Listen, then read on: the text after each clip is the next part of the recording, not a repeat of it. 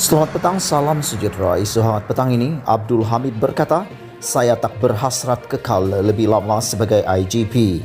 Berita sepenuhnya, saya tak berhasrat untuk kekal lebih lama dalam jawatan ini. Setiap yang bermula itu pasti akan berakhir, kata Abdul Hamid Bador, yang akan menyerahkan jawatan Ketua Polis Negara kepada timbalannya, Asril Sani Abdul Sani pada Isnin. 2 tahun menerajui pasukan Sang Saka Biru, dan sepanjang tempoh itu ada sesuatu yang dia terkilan kerana tidak dapat dilaksanakan, yaitu melawat Sabah dan Sarawak bagi menyelesaikan masalah-masalah pasukan di dua negeri itu.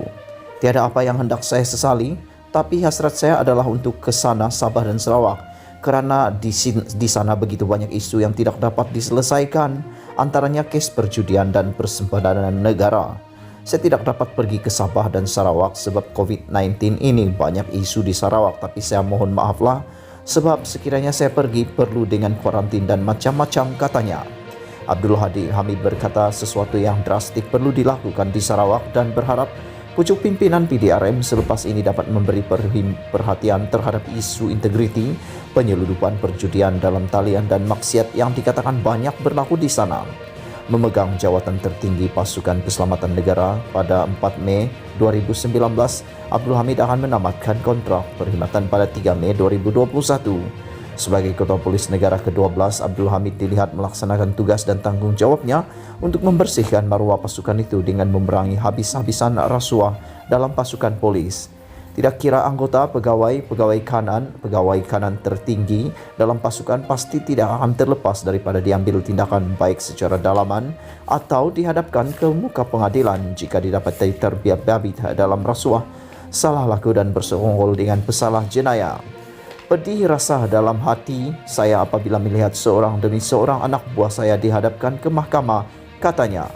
Abdul Hamid juga dikenali sebagai Ketua Polis Negara yang lantang bersuara menegur warga polis di Raja Malaysia dengan mendedahkan kes-kes anggota dan pegawai yang terlibat masalah integriti, salah guna kuasa dan salah laku serta lain-lain kes jenayah lagi. Kelantangan dalam mendedahkan pelbagai kartel dalam pasukan bagaimanapun mendapat kritikan dan kecaman daripada pelbagai pihak termasuk warga PDRM sendiri dan ahli politik yang kurang senang dengan tindakannya dan menyifatkannya sebagai membuka pekung di dada. Antara kejayaan besar polis di bawah kepimpinan Abdul Hamid ialah mematahkan cubaan penyeludupan dan pengedaran dadah di Pulau Pinang dengan nilai rampasan terbesar RM2.4 bilion, menggempur sindiket Macau Scam dan judi dalam talian yang turut membongkar penglibatan anggota dan pegawai PDRM sendiri.